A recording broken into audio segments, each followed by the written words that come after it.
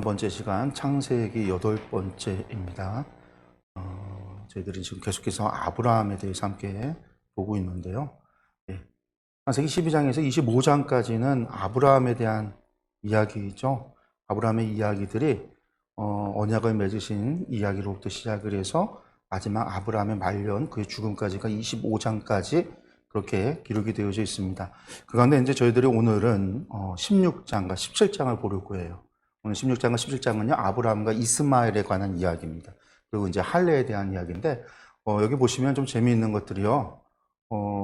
어떤 사건이 있고 나면 언약이 있어요. 그래서 언약이라고 하는 것을 전후로 해서 아브라함의 일생은요, 계속해서 반복이 되고 그 언약이 점층되어지는 걸 볼 수 있어요. 처음에 12장에서 하나님께서 내가 너를 복의 근원으로 삼겠다, 이런 약속을 주셨고, 그 다음에 이제 가나안 땅에서 두 번째 롯이 떠나가고 나서 하나님께서 그에게 무슨 약속을 주죠? 동서남북을 바라봐라, 이 땅을 내가 너에게 주겠다. 땅에 대한 약속이 플러스가 되고, 그리고 나서 또 주시는 약속이 뭐냐면 너에게 그 자녀를 주겠다라는 약속이 세 번째 약속. 우리가 지난주에 봤던 거죠. 그래서 하늘에 별을 셀 수 있나 봐라. 내가 너에게 그렇게 많은 자손을 주겠다. 그래서 아브라함의 약속이요, 언약이 점층적이에요. 우리가 아브라함에 대해서 오해하고 있는 게, 오늘 이제 16장부터 보면 16장의 이야기가 특히 그래요. 그 하갈과 사이에서 이제 이스마엘을 낳는 이야기가 나오는데, 우리는 아브라함의 언약을 맺는 12장에서 이미 하나님께서 아브라함에게 언약을 다 줬다라고 생각을 해요. 아브라함에게 믿음의 자녀를 주겠다, 그 많은 민족을 주겠다, 열국의 아비가 되게 하겠다, 뭐 이런 약속들을 이미 12장에서 다 줬다라고 생각을 하고서는 우리가 성경을 보기 때문에, 아브라함이 지금 잘못했어, 막 그렇게 손가락질도 하고 16장의 이야기들을 조금 왜곡해서 들여다보는 거죠. 그런데 아직 16장이 오기까지요, 아브라함에게 주신 약속이 세 번에 걸쳐서 처음에는 그냥 너를 복의 근원이 되게 해서 너를 축복하는 자는 내가 축복해주고, 내가 복을 주고, 너를 저주하는 자는 내가 저주할 거다. 그게 이제 처음에 시작이었고, 두 번째는 그 헤브론에서, 베델에서 이제 롯이 떠나가고 나서 동서남북을 바라보고, 거기서 이제 베델에서 동서남북을 바라보면은요, 남쪽에는 유대 산지고 북쪽에는 에브라임 산지고 동편에는 요단강 쪽이고 서편으로는 블레셋 평야가 있어요. 그러니까 이 가나안 지역을, 요단 서편에 있는 그 지역들을 내가 너에게 주겠다라는 약속, 땅에 대한 약속이거든요. 그리고 이제 세 번째는 너의 자손, 너의 핏줄인 거죠. 그냥 내 집에 있는 사환, 종, 이걸 내가, 이 사람을 내 양자로 삼아서 나의 기업을 잇기 원합니다 했더니, 아니라 네 핏줄에서 난 네가 너의 자녀가 될 것이다, 민족을 이루게 하시겠다라는 약속이 점층적이었다라는 거예요. 근데 이제 오늘 16장에서 그 15장의 약속 있고 나서 16장의 이야기예요. 그러니까 언약을 15장의 언약에서 16장을 들여다봐야 되는 거예요. 하나님의 15장에서 약속하신 것 속에서 16장을 봐야 된다라는 건데, 16장 말씀을 들어가서 이제 우리가 한 절 한 절 한번 보도록 하겠습니다. 1절, 2절. 아브라함의 아내 사레는 출산하지 못하였고 그에게 한 여종이 있으니 애굽 사람이여 이름은 하갈이라. 사레가 아브라함에게 이르되 여호와께서 내 출산을 허락하지 아니하셨으니 원하건대 내 여종에게 들어가라. 내가 혹 그로 말미암아 자녀를 얻을까 하노라 하매 아브라함의 사레의 말을 들으니라. 15장에서 읽어야 된다라는 이야기는요, 15장에 주어진 약속이 사라에게서 이삭을 주겠다는 약속이 아니라는 거예요. 어떤 약속이에요? 아브라함의 너의 핏줄이 너의 기업을 잇는다라는 거예요. 그리고 나서 16장 1절을 읽어야 되죠. 아브라함의 아내 사레는 출산하지 못하였고, 출산하지 못하였고라는 말이 로 얄레다라는데, 로가 이제 부정이고요, 얄레다 뒤에 이제 얄레다라고 하는 말이 있는데, 이게 뭐냐면 이때 로라고 하는 말이 들어가는 부정어는요, 지속적인 부정의 뜻을 말할 때 쓰는 거예요. 그러니까 이 이야기가 뭐냐면, 아브라함이 자녀를 얻기 위해서 계속해서 노력을 하는데 출산하지 못하고가 반복이 됐다라는 얘기예요. 그러니까 지금 15장에서 아브라함에게 핏줄, 사실은 아브라함에게 문제가 있는 게 아니죠. 우리가 11장을 읽을 때 사레가 처음부터 자녀를 낳을 수 없는 여자였다 라가 11장에서 사레에 대한 소개였어요. 한 번도 아이를, 그러니까 뭐 유산을 해봤다라는 그런 경험도 없고, 임신 자체를 뭐 딸을 낳았다, 딸만 계속 낳았다, 그런 것도 아니고, 임신 자체를 하지 못하는 여자였다라는 게 사례에 대한 소개였거든요. 근데 아브라함이 하나님의 약속을 받고요. 하나님의 약속을 듣고 아브라함이 믿었잖아요. 15장에서. 아브라함이 그것을 믿었더니 하나님께서 그 믿음을 의로 여기기까지 하셨단 말이에요. 그 믿었을 때 아브라함은 뭐 한 거예요? 지난주 제가 얘기한 거죠. 하나님을 신뢰하고 하나님의 말씀, 약속을 믿고 그것에 대한 확신을 가지고 그 약속을 의지하고 순종. 그래서 노력을 한 거예요. 16장의 1절의 이야기가 아브라함과 사례가 노력을 한 이야기가 나오는 거예요. 근데 이 16장의 사건이 맨 마지막에 16장의 이야기가 뭘로 끝이 나면요. 아브라함의 나이가 86세, 75세에 고향을 떠나서 하란을 떠나서 75세에 하나님의 말씀을 듣고 떠나고 나서 10년 정도가 지난 거거든요. 지금 16장이 12장에서 16장이 10년이에요. 아브라함이 애쓰고 노력했지만 출산에 실패가 반복이 됐다. 하나님의 말씀을 믿고 순종하고 애쓰고 노력했지만 출산이 안 됐다라는 거죠. 그 다음에 이제 그에게 한 여종이 있었는데 라고 이제 말씀하고 있는데요. 여기서 여종이라고 하는 말이 시프아라는 말이에요. 시프아. 시프아라고 하는 거는요, 일반적인 종을 얘기하지는 않아요. 종을 이야기할 때 그냥 여종은요, 아마라고 그래요. 히브리어로 아마라고 하는데 여기서 시프아라고 하는 건 조금 다른 여종이거든요. 일반적인 종이 아니라 이 여종은 어떤 종이냐면 좀 더 가족에 가까운 여자예요.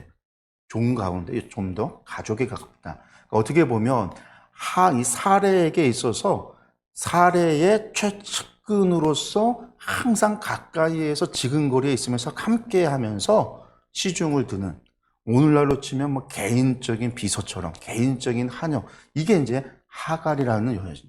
그러니까 일반적인 아마하고보다도 조금 더 신분으로도 좀 높은, 그리고 이제 사례에 아주 뭐 사랑을 받기도 하고 그런 이제 관계가 이 시프아라고 하는 이 하갈이라는 여자예요. 근데 이 여자 이름이 하갈인 거죠. 애굽 사람이고 하갈이다.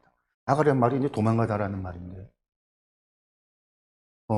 이 여자가 언제 이렇게 됐는지는 잘 몰라요.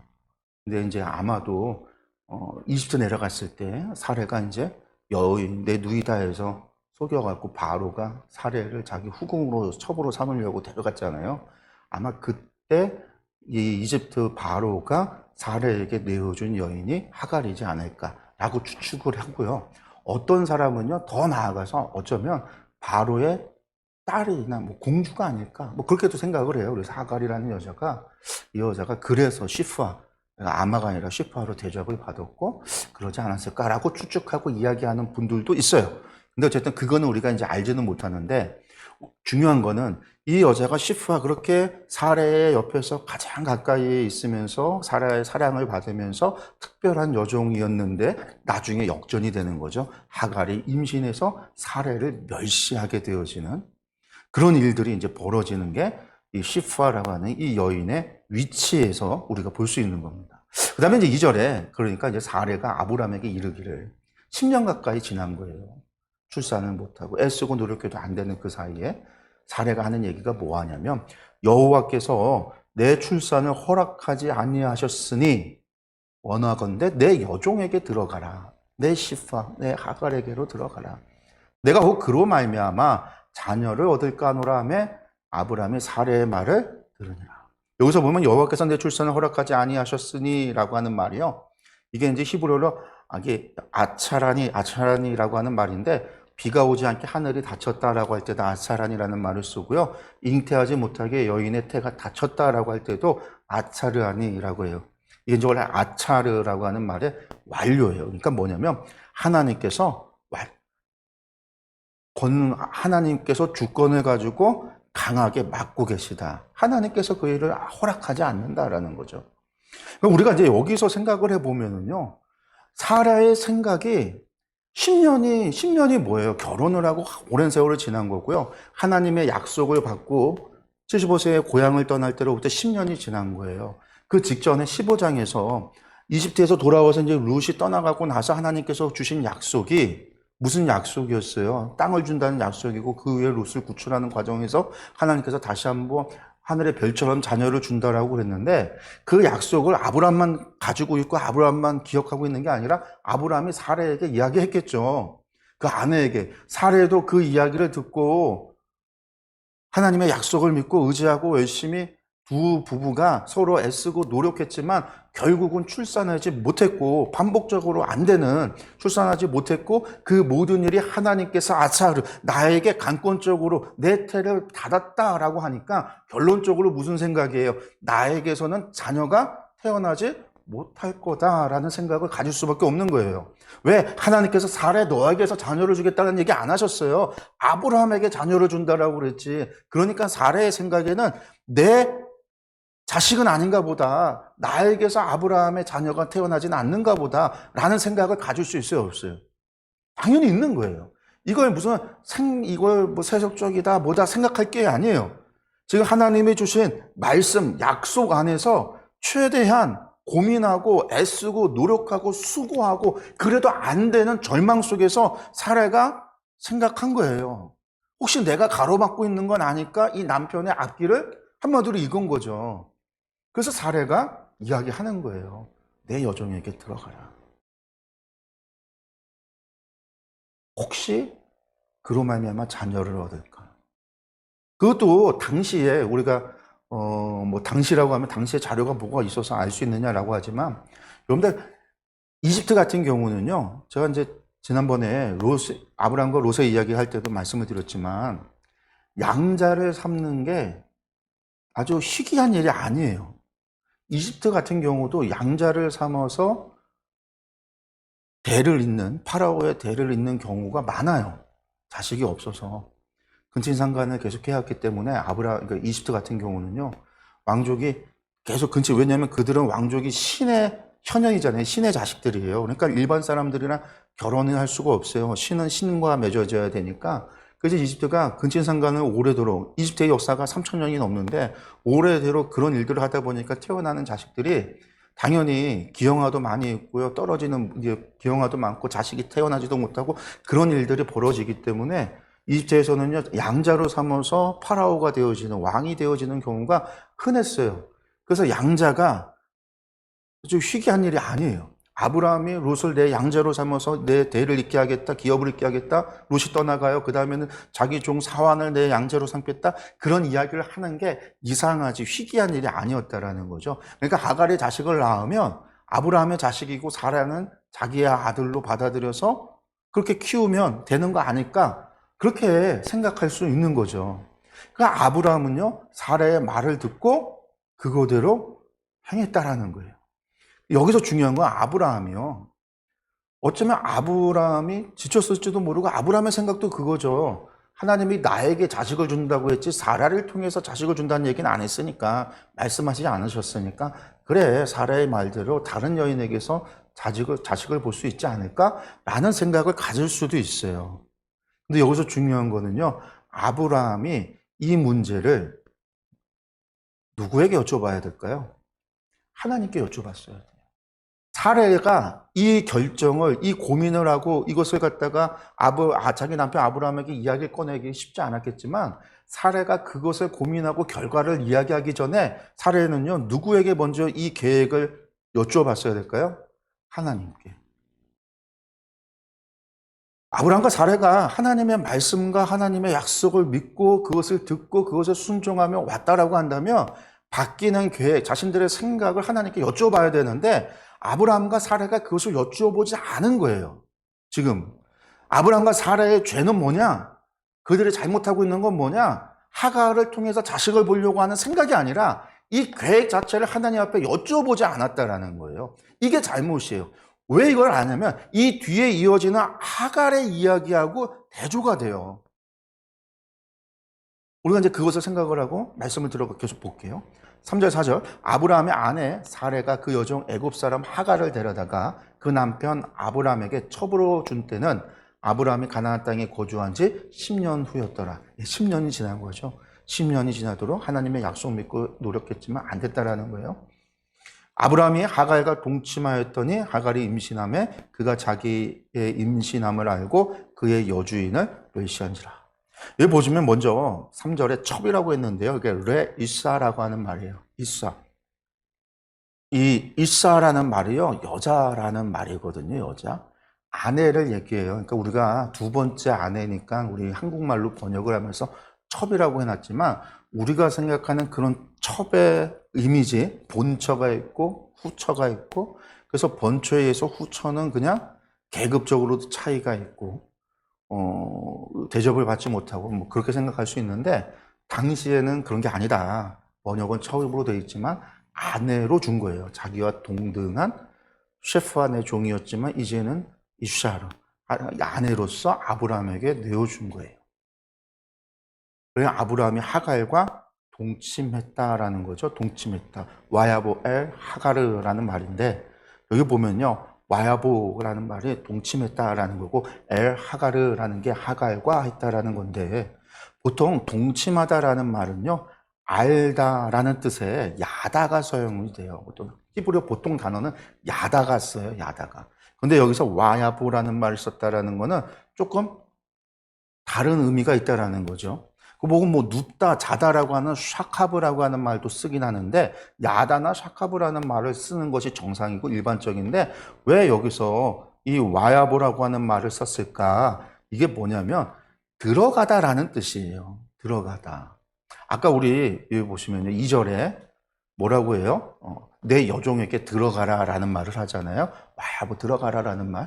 여기서 아브라함이 하갈에게 들어갔다라는 말이에요. 이걸 번역을 하면서 동침해다라고 번역을 바꿨어요. 왜 들어가자라는, 이게 뭐냐면 텐트, 하갈의 텐트에 들어갔다라는 뜻이에요. 그리고 여기에 또 중요한 거는 와야보라고 할 때 보라고 하는 게 단순히 한두 번 들어갔다라는 얘기가 아니라 아브라함이 하갈의 텐트에서 하갈과 함께 생활했다라는 얘기예요.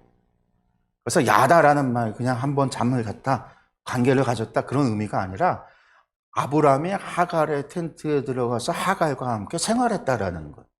그 얘기예요. 그것도 이제 생활을 하루 이틀 그게 아니라 지속적으로 아예 아브라함이 짐을 싸서 자기 텐트 정리하고 하갈의 텐트에 들어갔다라는 거예요. 그러고 나니까 하갈이 임신을 하는 거죠. 그러니까 하갈의 생각에는요, 아브라함이 내 텐트에 들어와서 아예 짐을 차려서 아예 신방을 만들어서 저기서 생활하니까 이제 아브라함의 사랑이 나에게로 왔구나. 사례가 아니라 나에게로 왔구나. 이제 내가 본처가 되나 보다. 이런 착각을 할 수 있는 상황인 거예요. 거기다가 하갈이 임신까지 해요. 임신을 하고 나니까 그가 뭘 했다고요? 그의 여주인을 멸시했다라는 거예요. 멸시했다.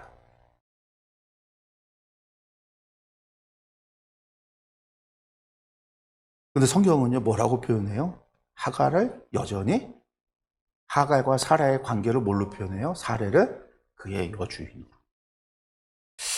하갈이 착각을 하고 있는 거죠. 그러면서 자기를 사랑하고 자기를 존귀 여기주고 자기를 옆에 총애했던 자신의 여주인을 임신했다고 이제 멸시하는 그런 역전이 일어나고 있는 거죠.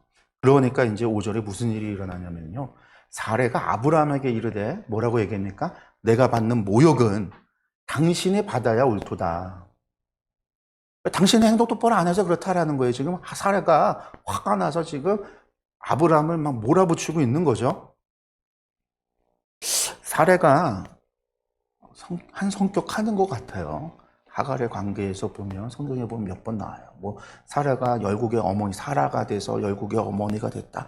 그렇게 이제 돼서 아주 인자하고 아름답고, 아름다워서 바로도 아내로 가려고 하고, 나중에 아비멜렉도, 가사 지방의 아비멜렉, 블레셋 지역의 그 아비멜렉도 자기 아내를, 그 할머니를 갖다, 거의 100세 된 할머니를 자기 아내로 삼겠다고 데려가려고 했으니까 막 대단히 아름다웠을 거라고 생각이 드는데, 성격은 한 성격 했나 봐요. 보면 나오잖아요. 나중에 그래서 아브라함이 후처 못 두다가 사라가 죽고 나자마자 아내를 둬요. 딴 여자를 아내로 둬요. 그런 걸 봐서는 아브라함이 좀 사라에게 붙잡혀 사는 것 같기도 하고, 사라가 좀 무서웠던 것 같기도 하고, 어쨌든 사라가 지금 막 이제 해대는 거죠. 내가 받는 모욕 당신이 받아야 한다. 왜? 내가 나의 요종을 당신의 품에 두었거늘. 그가 자기의 임신함을 알고 나를 멸시하니 당신과 나 사이에 여호와께서 판단하시기를 원하노라. 사실은 사례 자기가 한 거잖아요. 지금 여기서 얘기하죠. 내 계획이에요, 내 계획. 하나님의 계획이 아니에요. 사라가 하나님 앞에 물어본 계획도 아니에요. 내 계획이에요. 내가 내 여종을 당신 품에 두었거늘. 지금 여기서 지금 여종이라고 하는 하갈에 대한 신분은 변화가 없어요. 여종을 당신 품에 두었거늘 하면서 따지고 있는 거죠. 그런데 뭐라고까지 하냐면요. 여호와께서 판단하시기를 원하노라. 여기는 그냥 판단하시기를 원하노라 라고 되어 있으니까 그런 소망을 표현하고 있구나라고 이야기, 간절한 바람이구나라고 읽을 수 있는데 그게 아니에요. 지금 히브리어를 보면 이슈포트 예후와 베니 우베네카라고 해서 뭐라고 되어 있느냐면 여호와께서 나와 당신 사이를 판단하십니다. 이렇게도 이야기할 수 있지만 이게 미완료용이에요. 판단하다는 이슈포트가 미완료용으로 사용되어서 이게 하나님에 대한 바램, 자신의 원하는 소망 이상의 거예요. 다른 말로 얘기해서 하나님에 대한 명령의 어조예요. 이거 명령의 어조. 그러니까 정확하게 번역을 하면 여호와께서 나와 당신 사이를 판단하셔야만 한다. 하나님께서 해야만 한다라는 거예요. 그러니까 아브라함이 지금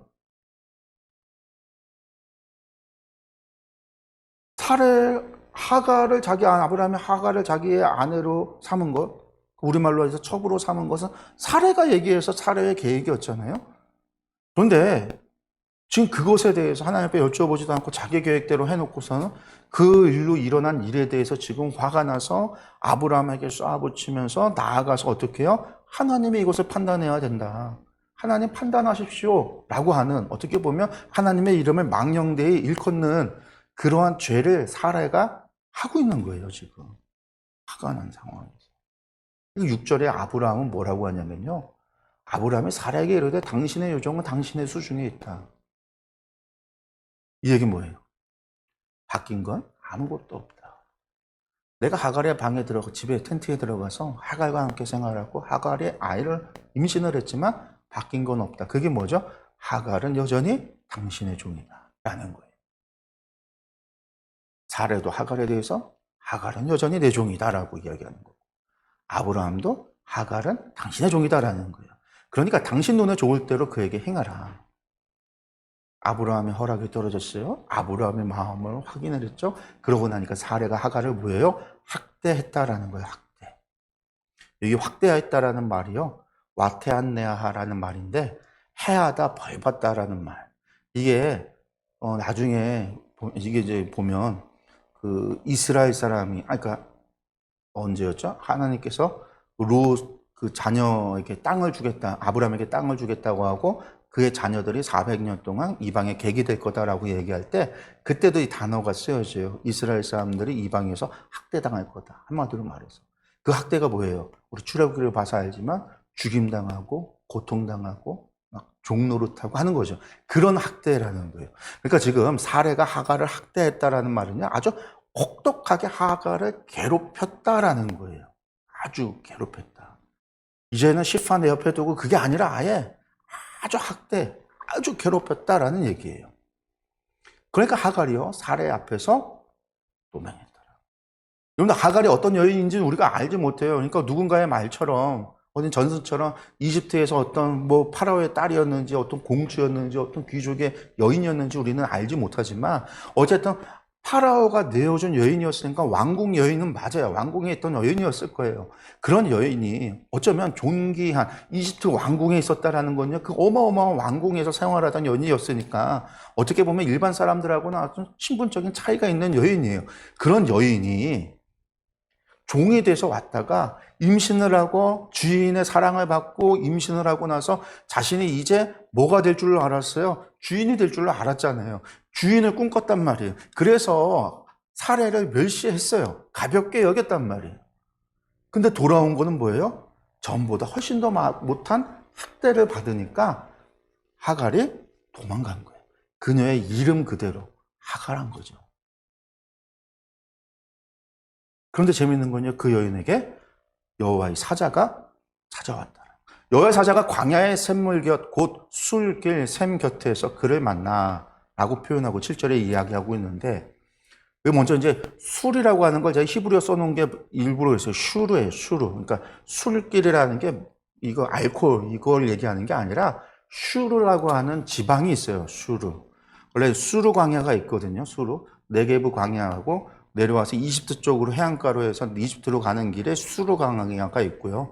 네게브에서 저기 아라비아 쪽으로 가면 이제 바란 광야, 신 광야, 바란 광야 이렇게 가는데 수르 광야라고 하는 게 있어요. 이 슈르라고 하는 지역이 있어요. 그러니까 이집트의 북쪽 그리고 이쪽 이스라엘 팔레스타인 서남 쪽에 아마 사이 정도가 되는 지역이 슈르예요. 그러니까 그 얘기는 뭐냐면 하갈이 도망을 가는데 마물의 헤브론에 살았잖아요. 아브라함이 헤브론에서 살았는데 거기에서 이집트로 고향으로 돌아가려고 도망간 거예요. 이집트로 내려가다가 그 길에 샘물곁 슈르길 샘곁에 그 슈르라고 하는 곳 여기가 이제 오아시스가 있고 성벽이 있어요. 샘물곁 이게 이제 성벽이 있어요. 성벽이. 그래서 이제 여기가 아마 도시였던 것 같은데 거기에 있는 그 하갈을 누가 찾아온 거냐면 여호와의 사자가 찾아왔다. 여기서 보면 여호와의 사자가 그를 만나라는 말이 우연히 만난 게 아니라 사자가 하갈을 만나기 위해서 찾아왔다라는 거예요. 보통 여기서 이제 사자라고 하는 말이 말라크라고 하는데 우리 구약 성경 마지막 39번째 책이 말락이잖아요. 이게 말락이라는 말이 사자라는 뜻이에요. 여호와의 사자인데 구약에서는 여호와의 사자가 천사를 여호와의 사자라고도 하고 선지자를 하나님의 여호와의 사자 말라크라고도 하기도 하고요. 토라에서 보면 창세기나 이 족장의 이야기들 보면 여호와의 사자, 특히 창세기에서는 여호와의 사자가 찾아왔는데 알고 봤더니 여호와의 사자가 말라크가 하나님이셨구나. 하나님이 사자의 모습으로 찾아왔구나. 뭐 이제 이렇게도 나타나요. 그러니까 여호와의 사자가 나타났다라는 것은 한마디로 하나님께서 지금 하갈을 만나기 위해 오셨다, 찾아오셨다라는 거예요. 그렇게 생각을 하면 돼요. 왜 찾아왔을까? 8절에 이르되 사레의 여종 하갈아 내가 어디서 왔으며 어디로 가느냐? 그가 이르되 나는 내 여주인 사레를 피하여 도망하나이다. 그래서 먼저 묻죠. 여호와의 사자가 하나님께서 물으시는 거예요. 사레의 여종 하갈아. 바뀐 게 없어요. 하갈은 뭘 꿈꿨다고요? 주인이 되길 원했잖아요. 그런데 사레의 여종 하갈아. 여전히 여종이라는 거예요. 그러면서 질문을 하죠. 내가 어디서 왔으며 어디로 가느냐? 요 문구는요, 요 말은 어디서라는 말은요, 하나님께서 회개를 요청할 때 던지는 질문이에요. 아브라함아, 어디 있느냐? 선악을 알게 하는 과일을 따먹었던 아담이 하나님이 동산에 거느시는 소리를 듣고 숨잖아요. 그때 하나님께서 아브라함이 어디 있는지 몰라서 묻는 게 아니라 아브라함이 선악을 알게 하는 과일을 따먹은 죄를 고백하고 회개하기를 기대하며 내가 어디 있느냐 묻는 거죠. 가인이 아벨을 죽이고 나서 하나님께서 가인에게 묻죠. 내 동생 아벨이 어디 있느냐. 몰라서 묻는 게 아니라 그에게 회개의 길. 그래서 이제 어디서 왔으면 어디로 가느냐 하나님께서 묻는 것. 하나님께서 이렇게 물으실 때는요. 어디 가느냐 어디에 있느냐라고 하는 문구는요. 대부분 회개를 하나님께서 요청하는 거예요. 요청하는 게 아니라 회개하라는 회개의 기회를 주시는 거예요. 근데 이때에 하갈이 변화요. 뭘 알 수 있냐면 그가 이르되 나는 뭐라고 얘기해요? 내 여주인 사레를 피해서 도망하나이다. 여주인이라는 거예요. 여주인. 이게 깨비르티라고 하는 깨비르티라고 하는데 여주인이라는 말이에요. 하갈도 결국은 사레를 뭘로 인정해요? 나의 주인으로. 4절에서는요. 나의 깨비르트를 내가 멸시했어요. 그리고 내가 주인 행사, 본적 행사를 했어요. 그리고 학대하는 거 싫어서 도망갔어요. 어디로? 고향으로 가려고, 이집트로 가려고. 그렇지만 하나님이 다시 왔을 때 아브라함도 이야기하죠. 하갈을요. 당신의 여종이라고. 사레의 여종이고 사레도 뭐라고 그래요? 내 여종이라고 이야기하죠. 하나님도 뭐라고 얘기하세요? 사레의 여종아. 이야기할 때 하갈이요. 하나님께서 하갈에게 너는 사레의 여종이다라는 거예요. 바뀌지 않는 거예요. 근데 너는 어디로 가고 있느냐? 지금 사례를 떠나서 어디로 가고 있느냐? 하갈이 내가 지금 아버지 집으로 갑니다. 이집트로 갑니다. 고향으로 갑니다. 그게 아니라 내 여주인을 피해서 도망합니다라고 표현을 하고 있는 거죠. 그러니까 하나님께서 이야기합니다. 여호와의 사자가 그에게 이르되 내 여주인에게로 돌아가서 그 수하에 복종하라. 여러분들 돌아가서라는 말이 슈비라요. 슈비. 이게 돌아가다라는 슈브라고 하는 거에 명령형이에요. 돌아가라라는 거예요. 근데 이게 단순히 돌아가는 것만이 아니라 이 의미가 슈비라고 하는 말에는요, 회복하다, 새롭게 하다라는 의미가 있어요. 그 얘기는 뭐예요? 이제 돌아가서 내 여주인에게로 돌아가서 관계를 회복하라. 그 얘기는 뭐예요? 사례는 여주인이고 너는 종. 관계를 회복하라라는 거예요. 관계를 새롭게 해라. 마음을 버리고 어쩌면 지금까지 하갈은요, 그런 욕망을 가지고 살아왔을지도 모르죠. 새롭게 하라는 거예요. 너는 종이고 사례는 주인이고. 그걸 어떻게 알아요? 그 수하에 복종하라. 이게 따라오는 말이에요. 여러분들, 하갈이 하나님의 이 말씀, 이 명령이에요. 명령. 슈비, 이게 슈브의 명령형이니까 슈비라는 말이 명령에 순종했다면 하갈은 어떻게 해야 되죠? 사례에게로 돌아가서 사례의 학대를 받아도 끝까지 참고 자신의 위치를 지키고 주인과 종의 관계를 유지해야 되는 거죠. 하나님께서 약속을 해요. 명령을 해요. 근데 그러면 이렇게만 보면 하나님께서 하갈에게 너무 이 여자가 이집트 여자, 애굽 여자이기 때문에 이렇게 모질게 대하는 것일까? 라고 우리가 생각할 수 있는데 이 다음에 하나님께서 뭐라고 얘기하시냐면요. 약속을 주세요. 여호와의 사자가 또, 여기서 또라는 건 그리고 앞에서 이어지는 거예요. 원래는 히브리어에서는 저 또가 그리고 맨 앞에 와야 되는데 앞에 가고 뒤에가 9절과 10절이 이어지고 있는 거예요. 돌아가서 복종하면 그러면 이라는 거예요. 그러면. 뭘 한다? 그에게 이르되 내가 내 씨를 크게 번성하여 그 수가 많아 셀 수 없게 하리라. 여러분들 여기서 그는 그녀예요. 그녀. 하갈에게 하시는 말씀이에요. 하갈에게 내가 내 씨를 아브라함의 씨라고 표현하지 않아요. 하갈의 내 씨를 크게 번성하여 그 수가 많아 셀 수 없게 하리라. 여러분들 하나님께서 아브라함에게 하신 약속이 뭐죠? 하늘의 별을 세봐라. 내가 그렇게 자녀를 주겠다? 아브라함에게 주셨던 것과 같은 동일한 약속을 누구에게 줘요? 하갈에게. 조건이 뭐예요? 아브라함에게는 본토지체 아버지를 떠나서 복의 근원이 되게 하겠고 동서남북을 바라봐 이 땅을 너에게 줄 것이고 너에게서 난 씨가 너의 자녀가 기업을 잃게 될 것이다. 하나님이 그런 약속들을 주셨는데 지금 하나님께서는요 9절에 이어서 돌아가서 관계를 새롭게 하고 복종하면 그러면 번성하게 셀 수 없게 하겠다라는 약속을 하고 있는 거죠.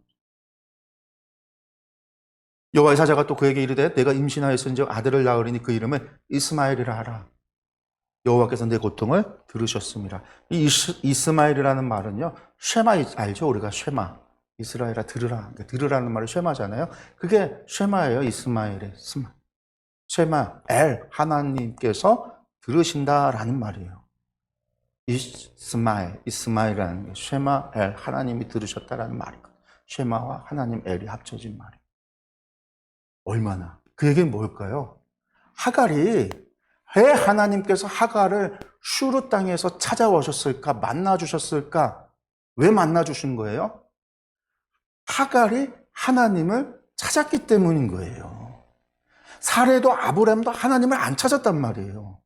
하나님께 여쭈어보지 않고 일을 진행을 해버렸는데 하갈이 도망와서 그 슈르 땅에 슈르 광야 그 슈르 오아시스 있는 지역에 왔을 때 하갈은 하나님을 찾았다라는 거예요. 그래서 하나님께서 들으셨다. 구약 성경에서 특히 창세기에서는 사람의 이름을 지을 때 그냥 지어지는 게 아니에요. 그 이름은요 전부 다 그 사건을 배경으로 해서 하나님의 뜻을 갖다가 보여주시는 거예요. 내가 이집트 여인 하갈 주인을 떠나서 도망 나온 여종 그 여종이 하나님을 찾는 소리를 하나님이 들으셨다라는 거예요. 어디서? 광야에서. 이집트 사람들의 핍박을 당하던 이스라엘 사람들이 광야로 나와서 그들이 외치는 소리를 하나님께서 들으신다라는 것을 보여주기도 하는 거죠. 이스마엘이라는 거는. 거기다 하나님께서는요, 하갈에게 어떻게 약속을 줘요? 내시가 크게 번성. 아브라함에게 주신 약속을요, 하갈에게도 주셨다라는 거예요. 얼마나 여러분들 여자 가운데 이러한 하나님의 약속을 받은 여인이 한 명도 없어요. 성경에는. 오직 하갈, 이 이집트 여인 한 명밖에 없어요. 왜 그랬을까? 하갈이 하나님을 찾았기 때문에. 하갈은 어떻게 이 하나님을 알았을까요? 아브라함하고 같이 산 그 몇 년의 세간 속에서 하갈은 여호와 하나님을 자신의 하나님으로 받아들인 거죠. 애굽에 살던 그가 믿었던 라가 나의 신이 아니라 여호와가 아브라함의 하나님이 나의 하나님으로 받아들인. 그랬기 때문에 이 여인이, 그러니까 사레와 아브라함과 16절에서는 하갈의 대조가 되는 거예요, 이렇게. 그러면서 그 자손에 대한 약속을 계속합니다. 그가 사람 중에 들나귀 같이 되리니 그의 손이 모든 사람을 치겠고 모든 사람의 손이 그를 칠지며 그가 모든 형제와 대항해서 살리라 하니라. 그래서 이제 들나귀 같다라는 것은요, 이게 그 메소포타미아나 아라비아 지역에 살던 그 서식하는 그 야생 나귀를 말해요. 야생. 아주 빨리 달리는. 그래서 보통 이제 들나귀 같다라는 말은 아주 빠르다, 자유롭다, 뭐 이런 이야기예요.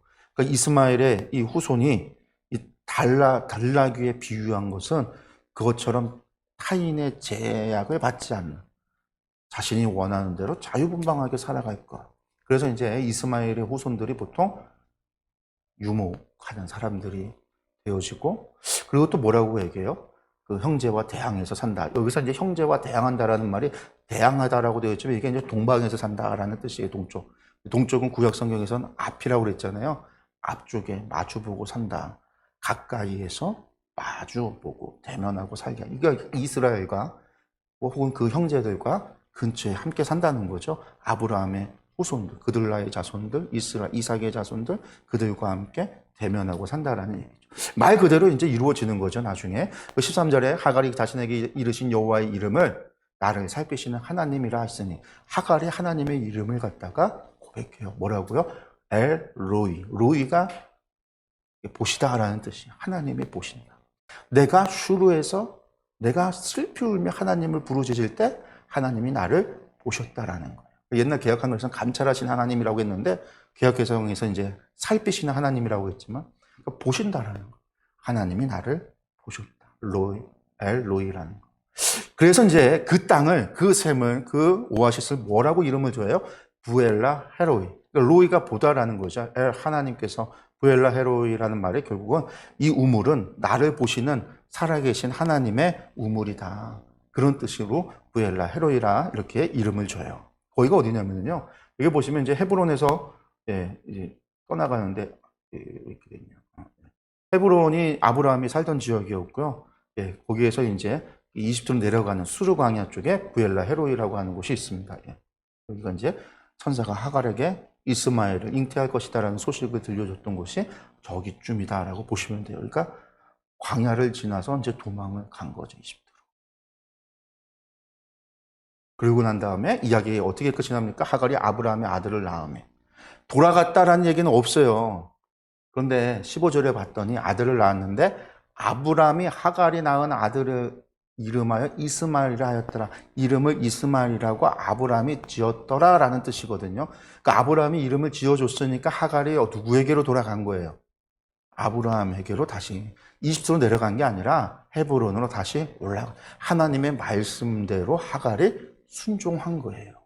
학대받을 걸 알면서도 자신이 꿈꾸고 자신이 소망한 건 주인이 되는 거지 종이 되는 게 아니지만 하나님께서 종의 자리로 돌아가서 거기에서 뭐 하라고요? 관계를 회복하라고 이야기하셨을 때 하나님의 명령대로 하갈은 간 거예요. 하갈의 인생이요. 그 뒤의 인생은 어땠을까요? 사례의 눈치를 보고 여전히 사례로부터 학대를 받았을 거예요, 아마. 그럼에도 불구하고 하나님의 약속을 붙잡고 하갈은요, 아브라함에게로 돌아가는 거죠. 그 하갈이 아브라함에게 이스마엘을 낳았을 때가 아브라함이 86세였다라는 겁니다. 그 다음에 이제 17장에서 할례의 이야기가 나와요. 할례가. 보시면요, 아브라함이 99세 때, 이게 16장에서 17장이 또 몇 년이 흘렀어요? 13년이 흘러서 17장이 시간이 이제 흐른 거예요. 새롭게 언약을 갱신해. 그러니까 이 17장의 이야기는 요 뒤에 나오는 이야기들의 중요한 사건인 거예요.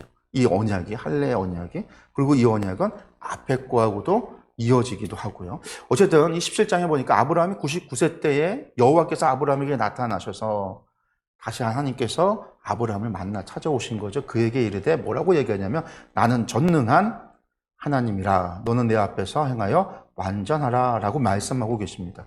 나는 전능한 하나님이다. 아니 엘 샤다이라는 말인데 주어는 보통 아니라는 말이 지금 아니하고 밑줄 긋고 엘이라고 표현을 했는데 나는이라는 말은요 보통 히브리어는요 띄워놓고 쓰는 게 아니라 다른 단어에 붙여서 써요. 접두어나 접미어로 붙여서 쓰는데 구분했다라는 얘기는 강조하고 있는 거예요. 내가 누군지를 내가 너에게 이야기하겠다. 지금 강력한 하나님의 의지가 나오는 거죠. 그러면서 뭐라고 하냐면 전능한 하나님이다. 사실은 엘이라고 하는 게 하나님이라는 뜻이고 엘이라고 하는 게 전능자라는 엘로힘이라고 하면 이게 전능자라는 뜻이거든요. 그래서 엘이라고 하는 단어 속에 하나님이고 전능이라는 뜻이 아예 있는데 여기에 보면 샤다이라고 하는 전능이라는 단어를 더 붙여놨어요. 전능한 하나님은 전능하시다. 마치 이것처럼 복합어로 이제 합쳐놓은 건데 이게 뭐냐면 하나님은 충분히 이게 이제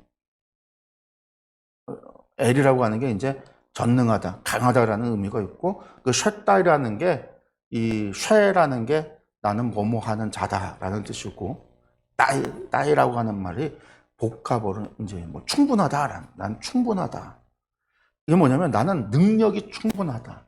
나는 스스로 충족 권능이 있고 나는 스스로 나는 충분하다. 다른 어떤 것도 도움을 필요로 하지 않는다. 마치 모세가 하나님한테 사람들이 하나님이 누구냐고 물으면 뭐라고 얘기합니까? 그때 뭐라고 얘기했어요? 나는 스스로 있는 자이다. 라고 얘기하셨잖아요. 스스로 있는 자다. 누구 그 어떤 도움도 필요로 하지 않는 것처럼 전능한 하나님이다라는 말 속에는 하나님은 그 어떤 도움도 필요 없고 하나님의 강력한 능력으로 충족하고 있는 충분하다. 그래서 이 전능한 하나님이라는 표현은 대부분 언약을 맺을 때 관계에 대해서 사용되는 거예요. 왜 언약을 할 때 전능한 하나님으로 표현하느냐? 그 언약을 하나님은 충분히 이루실 수 있다라는 뜻이죠. 하나님께서는 그 약속을 이루신다. 충분히 이룰 수 있는 능력을 갖고 계시다. 충분히 그 약속을 이룰 수 있는 의지도 갖고 계시다. 하나님의 의지를, 약속이 이루어짐에 대한 의지를 나타낼 때 이 전능한 하나님이다라는 말을 쓰는 거예요. 엘 샤다이라는 말이. 그래서 우리 하나님은 엘 샤다이다. 천능하신 분이시다. 라는 말이죠. 그러면서 이 17장에 언약이 계속 반복이 돼요. 내가 내 언약을 나와 너 사이에 두어서 이 언약이 도대체 뭐냐? 근데 언약이라는 게 뭐예요? 이 17장에서 언약이 나와요. 아브람과 맺은 언약이 나오고요. 이스마엘과의 언약이 나오고요. 사레와 맺는 언약이 나오고 언약이 계속해서 여러 번에 걸쳐서 나오는데 그 언약들을 두셨다라는 거예요. 근데 그 언약을 하나님께서 이루시기에 충분한 능력도 있는데 그냥 이루어지는 건 아니죠. 뭘 통해서요? 너는 내 앞에서 행하여 완전하라. 완전할 때. 예흐의 탐임이라고 하는데 너는 완전하라라는 명령. 보통 이게 하나님 앞에 제사 드릴 때 흠없는 제물을 이렇게 탐임이라고 표현을 해요. 탐임은. 이 사람에게 요구할 때는 도덕적으로 성실하고 정결한 사람. 하나님과 친교를 나눌 수 있는. 우리가 이제 노아를 묘사할 때 6장 9절에 보면 노아는 당대에 완전했다라는 표현이 이거예요. 그래서 이제 하나님께서 아브라함에게 완전을 요구. 그러면 하나님께서 그 언약을 이루신다라는 거예요. 근데 표현이 또 재밌어요. 아브라함과 너와 내 사이에 두은 언약인데 우리 언약이라고 표현을 안 해요. 하나님은 계속해서 내 언약이라는 거예요. 그 얘기는 뭘까요? 너와 나의 쌍방간에 이루어가는 언약이 아니라 내 언약이고 내가 지키고 그러니까 쌍방이 아니라 내 편만인 거죠. 나 혼자의 내 언약인 거. 그래서 하나님께서 이루시는 하나님의 언약이다. 그게 이제 반복이 돼요. 그 얘기를 들으니까 아브라함이 엎드려서 하나님 앞에 엎드리니까 하나님께서 또 그에게 계속해서 말씀합니다. 내 언약이, 또 언약이라고 하죠. 첫 번째, 무슨 너와 함께 있는데 뭐라고 이야기하시냐면 너는 여러 민족의 아버지가 될지라. 그래서 이제는 아브람이 아니라 아브람은 존귀한 아버지라는 뜻인데 존귀한 아버지라 부르지 말고 아브라함이라고 불러라. 열국의 아버지라고 이름을 바꿔라. 왜? 내가 너를 여러 민족의 아버지가 되게 하겠다. 그래서 아브라함의 자손이 이스마엘 족속이 있고 그드라의 족속이 있고 에돔, 에서 족속인 에돔 족속도 있고 이스라엘 족속이 있는 거죠.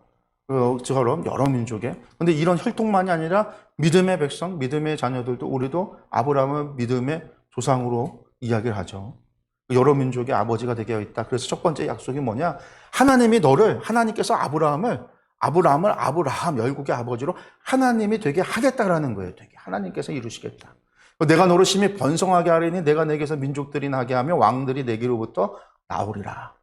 단순히 하늘의 별처럼 자손을 많이 준다. 그 너머에 내 민족이 만들어지고 왕들도 나오고 하는 그런 번성함을 주겠다라는 약속인 거죠. 두 번도 보니까 내가 내 언약을 나와 너 뿐만이 아니라 아브라함 너의 대대 후손 사이에게도 세워서 영원한 언약으로 삼겠다. 이 내 영원한 언약을 그래서 너와 내 후손에게 뭘 주겠냐? 내가 거류하는 이 땅, 곧 가나안 온 땅을 주어서 영원한 기업이 되게 너와 너의 후손들에게 주겠다. 두 번째, 땅을 주겠다. 땅을 주겠다라는 하나님. 그리고 하나님께서 또 얘기했어요. 이게 그리고 맨 앞에 나와야 되는 말이에요. 그리고 이어져서요. 그러면서 아브라함에게 이르시되 그런즉 너는 내 언약을 지키고 내 후손도 대대로 지켜라. 너의 후손과도 대대로 이웃는 언약이니까 대대로 지키라는 거예요. 그 다음에 세 번째입니다. 너희 중 남자는 다 할례를 받으라. 약속이에요. 세 번째 하나님의 언약. 이것이 나와 너희와 너희 후손 사이에 지킬 내 언약이다. 그러니까 내 언약인데 사람 편에서 지키는 거는 할례예요. 온전히 해요. 그러면서 너희는 호피를 베어라. 이것이 나와 너희 사이에 언약의 표징이 된다. 표징이 된다라고 하는 건 무슨 뜻이에요? 표시가 된다라는 거죠.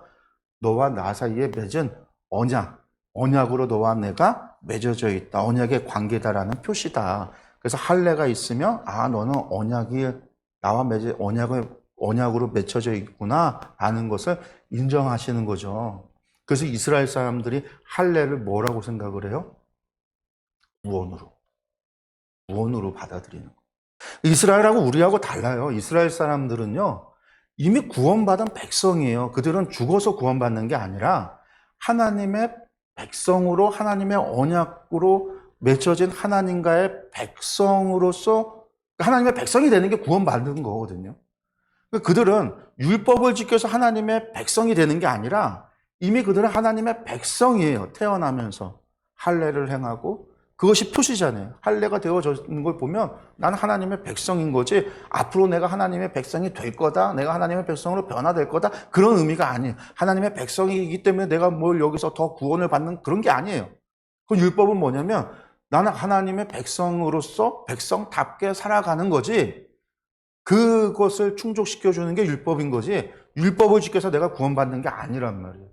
근데 나중에 유대인 기독교인들이 구원받는다라는 개념을 어떻게 생각을 했어요? 이 할례 개념을 계속 갖고 왔기 때문에 하나님과의 언약의 관계에 들어가서 하나님의 백성이 된다라는 것으로 봤기 때문에 할례 받으라는 거예요. 이방인들한테 할례를 받으라고 시킨 거죠. 그러니까 바울이 할례가 아니다. 그거는 표시일 뿐이다. 우리는 믿음으로 구원을 받는 것이지 우리가 할례 받았다고 내가 되는 게 아니다. 우리는 태어날 때부터 무슨 하나님의 백성이 되는 게 아니라 내가 하나님을 믿을 때 내가 하나님의 백성이 되는 거다. 바울이 그 얘기를 하는 거죠. 그래서 외형적인 할례가 중요한 게 아니라 뭐 하라고요? 외형적인 게 중요한 게 아니라 우리의 마음이 중심이 하나님 앞에 온전히 하나님을 믿을 때 우리가 믿음으로 구원을 받는 거다. 이제 이게 바울의 이야기예요. 그것처럼 여기서도 마찬가지죠. 그래서 지금 할례만 받으면 끝이 아니라 하나님이 요구한 건 뭐예요? 완전히 행하라 라는 거잖아요. 완전해라. 하나님 앞에서 그 삶이 완전해야 된다라는 거예요. 할례만 받았다고 하나님 백성 되는 게 아니라 할례 받고도 온갖 나쁜 짓 하고 살아가면 그건 뭐예요? 압살롬 같은 사람도 있을 수 있는 거고. 심판의 자녀가 될 수밖에 없는 거죠. 어쨌든 이게 할례가 이게 표식이에요, 표식. 근데 유대인들은 이제 나중에 이거를 구원의 수단으로 본 거예요. 구원의 수단. 너희는 대대로 모든 남자는 집에서 난 자 또는 너희 자손이 아니라 이방 사람에게서 돈으로 산 자를 막론하고 난 지 8일 만에 할례를 받아라. 여기서 중요한 거는 이 언약에 들어올 수 있는 사람들은 누구냐? 아브라함 너희 집안에 네 자식만이 아니라 누구예요? 너희 집에 사는 모든 사람. 네가 데리고 있는 종들, 혹은 이후에 네가 돈을 주고 이방인들을 사왔어도 네 집에 사는 모든 사람은 하나님의 언약 가운데 들어올 수 있다라는 거죠. 혈통으로만이 아니라 네 집안에. 8일 만에 할례를 해요. 왜 8일 만일까요? 여자가 산모가 아이를 낳고 부정한 게 7일이에요. 7일을 지나면 정결을 통해서 7일 뒤에 정결해지거든요. 정결해지면 바로 할례를 하는 거예요. 나자마자라는 의미예요. 다른 말로. 하나님의 언약 가운데 들어가라라는 거죠. 그래서 이제 누가복음 보면 예수님도 난 지 8일 만에 성전에 올라가서 할례를 행했다라는 거죠. 너희 집에서 난 자든지 너희 돈으로 산 자든지 할례를 받아야 하리니 이에 내 언약이 너희 살에 있어 영원한 언약이 되리려니와 할례를 받지 아니한 남자고 그 뽑기를 배지 아니한 자는 백성 중에서 끊어지리니 그가 내 언약을 배반하였습니다. 너희 배반했다라는 말이 이게 이제 할파르라는 말이 파괴했다, 무효했다. 하나님의 언약을 파괴. 그러니까 할례를 안 하면 파괴한다, 무효한다. 그 얘기는 뭐예요? 하나님의 언약을 파괴되니까 하나님의 백성이 안 되는 거죠. 구원받지 못하고 저주받은 거예요. 그러니까 이스라엘 사람들이 이 말 때문에 그러는 거예요. 이제 할례가 구원과 이꼬르가 되는 거예요. 구원은 곧 할례다. 이게 이제 유대인들의 머릿속에 박혀버린 거예요. 사실은 이제 그게 중요한 게 아닌데 그렇게 받아들이는 거죠. 또 15절에 하나님이 또 아브라함에게 이르시되 네 번째 언약입니다. 이번엔 사레에게요. 내 안에 사레는 이름을 사레라 하지 말고 사라라 하라. 내가 그에게 복을 줘. 여기서 처음으로 이제 나오는 거죠. 사라가 그녀가입니다. 그녀가 내게 아들을 낳아주게 하며 아브라함의 나이 99세. 사라의 나이 몇 세예요? 90세. 그런데 아이를 낳아주게 돼. 한평생을요 노력하고 애써도 안 됐는데 이제 내가 그에게 복을 주어 그를 여러 민족의 어머니가 되게 하겠다. 민족의 여러 왕이 그에게서 그녀에게서 나리라. 하나님께서 사레라는 말은 공주라는 말이거든요. 이걸 사라, 이제 왕비가 열국의 어미, 여러 왕의 어미가 되는 왕비가 되게 하겠다라는 거예요. 하나님께서 그렇게 복을 주시겠다라는 거예요. 그냥 그 얘기를 들으니까 아브라함이 뭐예요? 아브라함이 웃어요. 웃는다라는 말, 여러분들, 마음속으로 이르되 100세 된 사람이 어찌 자식을 낳을까? 사라가 90세니 자기는 99세고 사라가 90세니 어찌 출산하리요 하고 웃었단 말이에요, 속으로. 그러니까 하나님께서 아브라함이 뭐라고 해요? 아브라함이 하나님이 말씀하셨는데 복 주겠다고 약속을 주셨는데 아브라함이 하는 얘기가 하나님 이스마엘이나 하나님 앞에 살기를 원합니다. 하나님 됐고요. 이스마엘이나 복 받기를 원합니다. 그 얘기를 한 거예요. 그러니까 하나님이 이르시되 아니라 내 아내 사라가 내게 아들을 낳으리니 너는 그 이름을 이삭이라 하라. 여러분들 이삭이라고 하는 말이 저 위에 보면요 뭐라고 되어 있어요? 웃으며라고 하는 말을 보면 앞 글자 첫 자만 와우라고 하는 거 이렇게 쭉 내려온 거 그거 빼고는 철자가 똑같죠? 똑같은 말이에요. 위에가 이츠하크라고 하는 말인데 와는 그리고의 접속사예요. 아브라함이 엎드렸고 그리고 이츠하크 웃었다라는 뜻이고 이삭이라는 말이 히브리어로 이츠하크라는 말이에요. 무슨 뜻이에요? 웃음. 네가 웃었으니까 애 이름을 웃음이라고 짓겠다라는 거예요. 네가 비웃었으니까 애 이름을 비웃음이라고 짓겠다는 그런 뜻이에요. 나중에 보면요 사라가 또 천막 바깥에서 하나님의 얘기를 듣고 웃어요. 이 다음에 이제 뒤에 이야기를 보면 17장 이후의 이야기를 보면 그러니까 내 아내가 왜 웃냐? 왜 비웃냐? 웃어서 네 아들은 웃음이다라는 거. 이삭. 그래서 이삭이라. 그러면서 내가 그와 여기서 그는요 이삭 네 아들과 언약을 맺겠다. 그리고 그것이 영원한 언약이 될 거다. 그 얘기는 뭐예요? 하나님의 언약이니까요. 하나님의 강력한 의지가 있는 거죠. 하나님께서 주겠다라는 거예요. 이제 100세인데, 99세인데, 사라가 90세인데, 이제 다 포기됐고, 이제 경수도 끝났고, 이제 나을 수도 없는 몸이 되어졌는데, 하나님께서 주시겠다라는 거예요. 근데 비웃죠. 웃었다라는 걸 비웃어요. 그런데 그래서 그 다음에 뒤에 가면 블레셋 지역으로 내려가는 거예요. 거기서 경험하는 게 뭐냐면요. 하나님께서 블레셋 지역에 여인의 태를 다 닫으니까 아무도 아이를 못 가져. 하나님께서 열어주니까 애를 낳는 거예요. 생명을 주시는 분이 하나님이시다라는 것을 알고 나서야 아브라함이 믿어요. 그리고 나서 이삭을 낳게 되는 거예요. 20절에 여섯 번째 이스마엘의 얘기하니까 이스마엘에 대해서는 내가 내 말을 들었나니 내가 그에게 복을 주어 그를 매우 크게 생육하고 번성하게 할 거다. 그가 12두령을 낳으리니 내가 그를 큰 나라가 되게 하려니와. 이스마엘은 내가 이미 하갈하고 언약을 맺었잖아요. 네가 이스마엘에 대해서 얘기하는데 그래 이스마엘은 내가 복 줄 거야. 그러나 21절 시작할 때 저게 그러나가 번역이 안 돼 있어요. 생략됐지만 히브리어는요. 이게 들어가 있어요. 웨이트 베리티라고 하는데 이 웨이트라고 하는 처음에 이제 이쪽에 있는 웨이트라고 하는 게 그러나라는 말인데 그걸 지금 생략을 해버렸어요. 근데 있어야 돼요. 왜냐면 20절하고는 다른 얘기인 거예요. 이스마엘은 독립적인 언약이에요. 내 언약인데 이건 내가 하갈과 맺은 언약이야. 아브라함 네가 신경 쓸 거 없어 라는 거예요. 근데 내 언약은 내가 내년 이 시기에 사라가 내게 낳을 이삭과 맺을 거다. 내가 너하고 맺은 언약 아브라함을 아브라함으로 되게 하겠다. 그의 후손들에게 땅을 주겠다. 할례를 통해서 영원한 표식으로 언약의 표식으로 삼겠다. 사례를 사라가 되게 하겠다. 그것들은 누구를 통해서? 이삭을 통해서 내 언약은 여기서 내 언약 20절이 아니라. 그리고 나서 하나님이 아브라함과 말씀을 마치시고 그를 떠나 올라가셨더라. 이 아브라함이 하나님이 자기에게 말씀하신 대로 이날에 그날은요. 말씀하신 그날 즉시로 아브라함이 뭐예요? 하나님 말씀대로 행하는 거예요. 그 아들 이스마엘과 집에서 태어난 모든 자와 돈으로 산 모든 자고 아브라함의 집사람 중 모든 남자를 데려다가 뭐 했어요? 그 포피를 베었다. 여기서 포피 베는 게 히브리어로 보면은요. 수동태예요. 내가 베는 게 아니에요. 남이 베줘야 돼요. 서로 베준 거예요. 24절에 아브라함이 그의 포피를 벤 때가 99세였다. 이스마엘은 13세였다. 16장에서 13년이 지난 바로 그때죠. 그리고 그날에 모든 것이 지금 한날에 이루어져요. 아브라함과 그 아들 이스마엘이 할례를 받았고 그 집의 모든 남자고 집에서 태어난 자와 돈으로 이방 사람에게서 사온 자가 다 그와 함께 할례를 받았더라. 그날에 완료했더라. 하나님이 말씀하신 거를 이틀 넘기고 오늘 넘기지 않고요. 그날에 다 이루었다라는 거예요.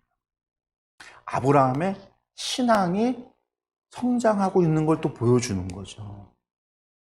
하나님 말씀하신 거를 질질 끌지 않고 그날에 바로 순종하는 아브라함의 모습. 예전에는 20초 내려갈 때는 두려워서 막 아내를 누이라 속이기도 했고 하나님 앞에 여쭤보지 않고 사라의 방법을 따라서 행했더라. 하갈에게서 자식을 낳고 잘못된 선택을 하기도 하는 그런 일들도 보였지만 17장이 이제는 하나님이 말씀하시면 그 즉시로 순종하는 하나님의 모습을 보게 됩니다. 이게 지금 이제 99세고요. 17장에서 99세. 그 뒤에 이제 보면은 이제 그 18장에서 이제 소돔과 고모라의 멸망의 이야기가 나와요. 부록 같은 거죠. 아브라함을 떠나갔던 롯이 어떻게 되어졌는가? 그것에 대한 모습이 다시 이제 또 나오고, 그리고 나서 이제 다시금 하나님께서 이삭을 이제 주시는 이야기들이 이어져 나가는데, 하나님과 맺은 이 언약대로 하나님께서 아브라함에게 이루시고, 아브라함은 하나님의 약속을 믿지 못했던 그의 믿음이 점점 하나님의 언약이 구체화되는 것처럼 그 구체화되는 과정 속에서 그의 믿음이 점점 성장하고 결국은 이제 나중에는 이삭을 하나님 앞에 바치기까지 하는 그런 믿음의 사람으로 성장되어지는 것을 우리가 볼 수 있습니다. 오늘까지는 저희가 이제 할례 이야기를 봤어요. 오늘 여러분들 기억하실 거는요. 하갈이라고 하는 여인, 하나님께서는 그 이방 여인의 간절한 부르짖음에 들으시기도 하셨고 보시기도 하셨고 찾아오시기도 하셨고 그런 믿음에 응답하시고 또 엄청난 은혜와 복을 베풀어 주고 계시다라는 사실. 우리가 이제 그러한 것들을 우리가 말씀 속에서 좀 봤으면 좋겠고요. 그 하갈의 모습이 아브라함과 사라의 모습과는 비교되고 있다. 하나님 앞에 여쭈어보지 못하고 인간적인 방법을 찾는 인간의 노력으로 한계가 도달했을 때 거기에서 인간은 새로운 방법을 추구하던가 아니면 하나님 앞에 여쭈어보던가 두 가지 갈래길이 있을 수 있을 것 같아요. 내가 이것을 믿고선 끝까지 가지만 가다가 안 됐을 경우에 어떻게 하는가? 하나님 말씀대로 될 줄 알고 갔는데 안 되는 거 거기에서 선택에 하나님 못 믿겠어 하고 다른 방법을 찾든지 다시금 하나님 앞에 여쭈어보고 하나님 앞에 새로운 길을 묻고 계속해서 하나님을 의지하든지. 근데 아브라함과 사례가 그러지 못했다라는 거예요. 조금 가볍게, 조금은 다른 방법 이렇게 생각을 했던 거죠. 쉬운 방법이죠. 너무나 쉬운 방법. 내가 아니면 그래 다른 세상 사람들 다 그렇게 살아가니까요. 그 당시 일부 다처제는 당연한 거였던 뭐 당연한 것처럼 여겨졌던 시대였으니까. 왜냐면 가족이 많을수록 그 집안은 강한 노동력은 남성에게서 오기 때문에 남자의 숫자에서 노동력이 오고 군사력이 나오는 거니까 많을수록 좋았잖아요. 당시에는. 그렇게 생각을 한다면 그런 세상적인 가치관을 따라서 행했던 아브라함과 사례의 모습, 우리가 하갈과 비교되는 그런 모습을 기억해야 될 것 같고요. 또 하나 할례를 통해서 하나님의 그 강력한 의지, 내 언약이라고 말씀하시면서 그 언약을 이루어 가시는 하나님. 아브라함이 실수해도 나중에 이삭이 실수해도 야곱이 실수하고 이스라엘이 실수해도 하나님께서는요 약속을 이루어 가신다라는 거. 오늘 우리가 실수하고 우리가 넘어지고 우리가 순종하지 못해도 하나님의 약속은 이루어 가신다라는 거. 우리가 그것을 기억을 하고 나 아니면 안 되는 게 아니라 어느 순간 잘못하면 내 앞에 놓인 촛대가 다른 곳으로 옮겨갈 수도 있다라는 두려움이 또 우리 가운데 있어서 우리가 그것을 지키고 사모하고 지키고 끝까지 나아갈 수 있는 저와 여러분들 되기를 원합니다. 오늘 강의 여기서 마치겠습니다. 기도하겠습니다.